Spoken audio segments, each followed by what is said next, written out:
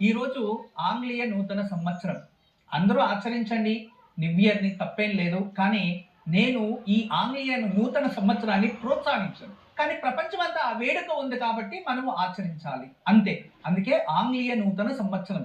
అయితే గణపతి సంఖ్యాశాస్త్ర ప్రకారం, సూర్య సిద్ధాంతం ప్రకారం ఈ సంవత్సరంలో అన్ని రాశి వారు బాగుండాలి అంటే వాళ్ళ రాశిదేదైతే ఉంటుందో అటువంటి చిన్న రత్నము అంటే సింహరాశి వాళ్ళకి మాణిక్యము, మేషరాశి వాళ్ళకి పగడం. అలా వాళ్ళ రాశి రత్నం ఏదైతే ఉంటుందో ఆ రత్నాన్ని ఈ సంవత్సరంలో దానం చేయడం వలన, లేదా తీసుకెళ్ళి నదిలో వేయడం వలన, లేదా దేవుడు ఉండిలో వేయడం వల్ల, లేదా ఎవరికైనా దానం చేయడం వలన ఈ సంవత్సరం అంతా మీకు అదృష్టం వృద్ధి చెందుతుంది. అయితే ఈ రోజు సాయంత్రం విశేషంగా సూర్యుడు అస్తమించే సమయంలో ప్రదోష కాలం ఉంటుంది. అందువలన బిల్వ దళాలని కాస్త పోగు చేసుకొని ఆ బిల్వ దళాలని నీళ్లలో తడిపి గంధం రాసి గంధ మిశ్రితమైన బిల్వ దళాలతో శివార్చన చేయడం, లక్ష్మీ అర్చన చేయడం చేస్తే ఆర్థికంగా ఈ సంవత్సరం అంతా అదృష్టవంతులు అవుతారు. ఈ సంవత్సరం అంతా ఆర్థికాభివృద్ధికై ఈ రోజు సాయంత్రం ప్రదోష కాలంలో నీటిలో శుభ్రపరిచిన బిల్వ దళాలకు